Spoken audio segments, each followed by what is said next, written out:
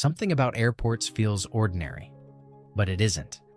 From the second you walk through the entrance, nothing around you is random. Not the lighting above you, not the route you're forced to take, not even where you sit while you wait. In 2026, airports aren't just travel hubs anymore.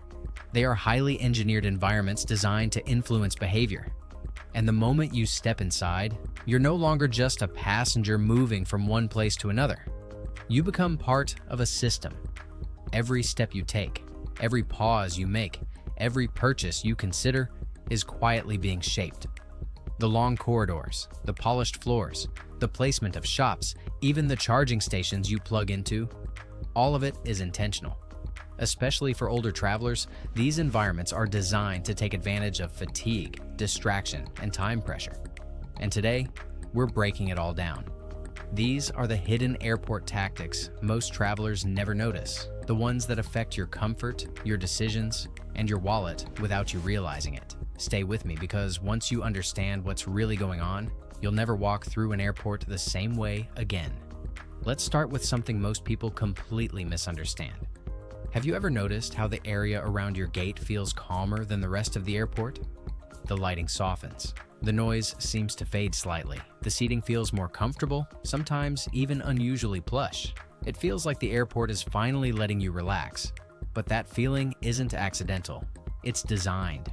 Airports use what's known as environmental conditioning. When people enter a more relaxed state, they become less guarded and more likely to make impulse purchases. That calm feeling lowers resistance, and studies have shown that passengers in these environments tend to spend more money without even thinking about it. For older travelers, this effect is even stronger because long travel days naturally wear down focus and decision-making. That comfortable gate area isn't just about rest, it's about spending. Before you settle in, take a moment to decide what you actually need. Otherwise, you'll end up buying things you never planned to. Now think about the walk you take after passing through security. It never seems direct. You turn corners. You pass shop after shop. You walk longer than expected just to reach your gate. That's not poor design. It's intentional. Airports use a layout strategy designed to maximize exposure to retail. Every extra step increases the chance you'll notice something, stop, and spend. This is sometimes referred to internally as the retail pathway. For seniors, this can be especially frustrating. Longer walking distances mean more physical strain, all while being guided through areas designed to capture attention. But here's something most people don't realize. There are often shorter routes, staff corridors, alternative paths, or more direct walkways exist in many airports, and sometimes all it takes is asking an employee politely to be pointed in the right direction. You don't always have to follow the crowd. Now, let's talk about what happens when your suitcase disappears behind the counter. At that moment, it enters a system that is almost entirely automated. Machines scan, sort, and route baggage at incredible speed. But those systems rely heavily on accuracy. If your bag has an old barcode or tag still attached, it can create confusion. A scanner might pick up the wrong information, sending your luggage somewhere it was never meant to go. And once that happens, tracking it becomes far more difficult.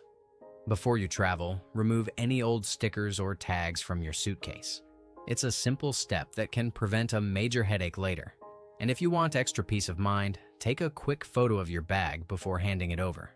Some travelers even place small tracking devices inside, allowing them to monitor their luggage in real time.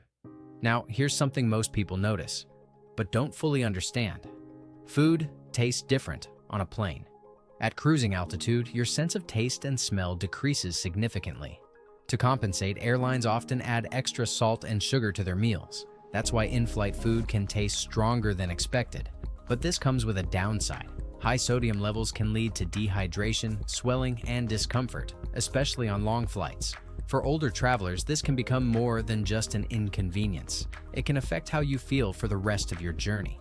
A simple solution is to bring your own snacks. Something light, balanced, and lower in salt can make a noticeable difference during a long flight. Now, think about the moment at security when an agent swabs your hands. Most people don't question it, but that quick swipe isn't about cleanliness. It's testing for chemical traces. Certain everyday substances can trigger alerts, even if they're completely harmless. Things like gardening products, certain creams, or residues from common materials. If the system flags something, it can lead to additional screening, and that process can slow you down significantly. Washing your hands before going through security is a small step that can help avoid unnecessary delays. Skipping heavy lotions that day can also reduce the chances of a false alarm. Now, here's something airlines don't advertise very clearly. Airport lounges aren't always as exclusive as they seem. Many travelers assume they're only for frequent flyers or premium ticket holders, but that's no longer entirely true. In many airports, access can be purchased for a single visit, and some credit cards already include lounge entry as a benefit. These spaces offer quieter seating, refreshments, and a more comfortable environment overall. Before your next trip, it's worth checking what your card or airline offers. You might already have access without realizing it. Now let's talk about something that looks convenient, but can carry risk. Public USB charging stations. They're everywhere, and they seem helpful when your battery is low. But connecting directly to a USB port can expose your device to data risks. While not every station is dangerous, the safest approach is to use your own charging adapter with a wall outlet. If you rely on USB ports, using a data blocking adapter can add an extra layer of protection. It's a small precaution that can protect your personal information. Another thing travelers often celebrate is arriving early. Landing ahead of schedule feels like a win, but sometimes that timing is planned. Airlines often build extra time into their schedules. This helps them maintain on-time performance statistics, even if there are minor delays. So when a flight arrives early, it doesn't always mean everything went perfectly. It may simply mean the schedule included extra buffer time. Understanding this can help you make better decisions when booking tight connections. Now, consider prices inside the airport. After passing security, your options become limited. Food and drinks cost significantly more than outside. That's because airports operate in a controlled environment where competition is limited. This is often referred to as a captive market, and it's why simple items can feel overpriced. Bringing your own snacks or empty water bottle can help you avoid unnecessary spending. It's a simple habit that can save money on every trip. Now here's something surprising. Sometimes flights operate with very few passengers on board. This happens because airlines need to maintain their flight schedules and airport slots. If they stop flying a route, they risk losing access to valuable departure times. So even with low demand, flights may still operate. For travelers, this can actually be an advantage. More space, quieter cabins, and a more relaxed experience overall. If you ever find yourself on a nearly empty flight, take advantage of it. More room means more comfort. Finally, take a closer look at your boarding pass. Most people only check the gate and seat number, but there's more information hidden there. The fare class, for example, can indicate what level of service you're entitled to. Seat location also matters more than many realize. Seats closer to the front can allow quicker boarding and faster exit after landing. That difference can be crucial when you have a tight connection. In today's travel environment, small details like this can make a big impact.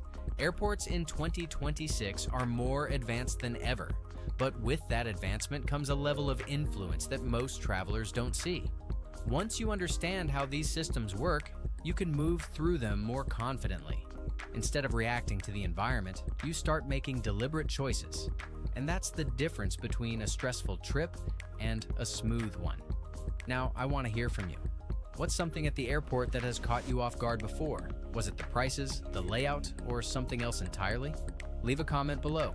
Your experience could help someone else avoid the same situation. And if you found this helpful, make sure to subscribe for more practical travel insights, because the more you understand how travel really works, the easier it becomes. Safe travels.